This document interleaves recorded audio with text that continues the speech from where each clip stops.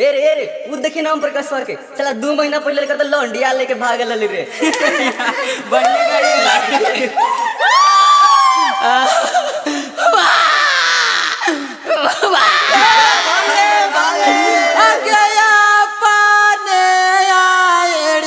पकुलारिया से मारी ले लिगे मायो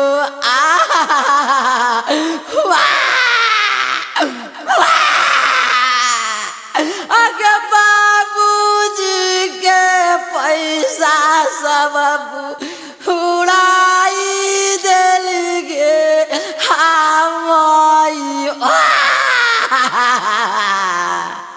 बेटा। अरे हमर बेटा के का हो गेल? का होलो बेटा? तू तो लड़की लेके भाग गेल हो। आगे हमारो या फतिया में छौरी हाँ डाली दिल को गे हमयो। चुप रह बेटा, चुप रह बेटा के हमर तोरा कहा ना लो के लड़की लेके न भाग। तू कहल कि आजकल हम लव मैरिज करबे त जाके लव मैरिज करके ले आओ गंजो ना गे मम्मी गलती हो गल। अब लव मैरिज के चक्कर में ना पड़ोगे मई कल मैया गे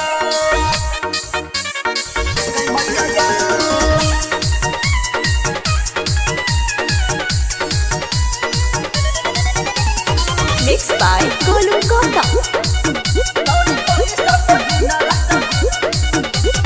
आजकल के प्यार नहीं टिके मैया गे लड़की लेके भाग में तो यही ना होता।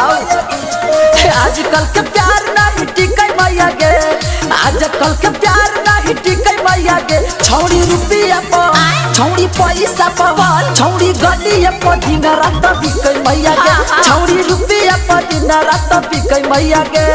कके जेब खाली नहीं दिखै मैया गे, कके जेब खाली नहीं दिखै मैया गे। छौड़ी रुपया पर दिन रात बिकै मैया गे, छौड़ी पैसा पर दिन रात बिकै मैया गे। आगे हमार बेटा चुप रह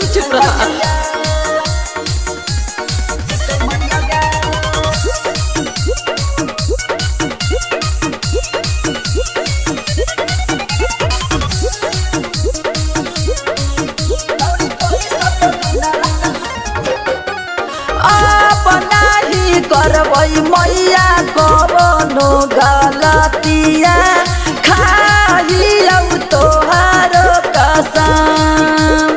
अनहरिया बनरी से भले कदी है बियाहवा पूरा करी है शादी के रसम।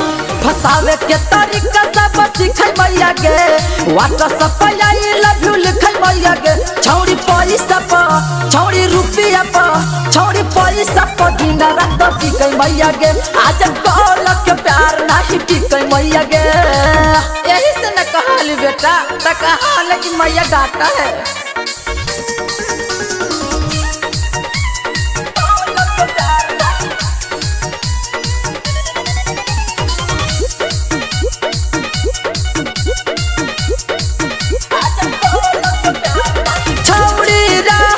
पढ़ल खूबे लिखल गे मैया हम रहिया ना पड़ गावा।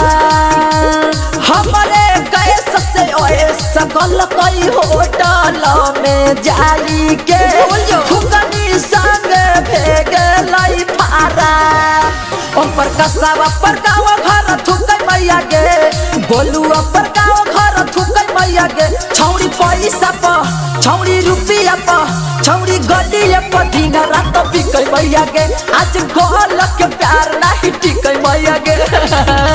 ए मैया सॉरी।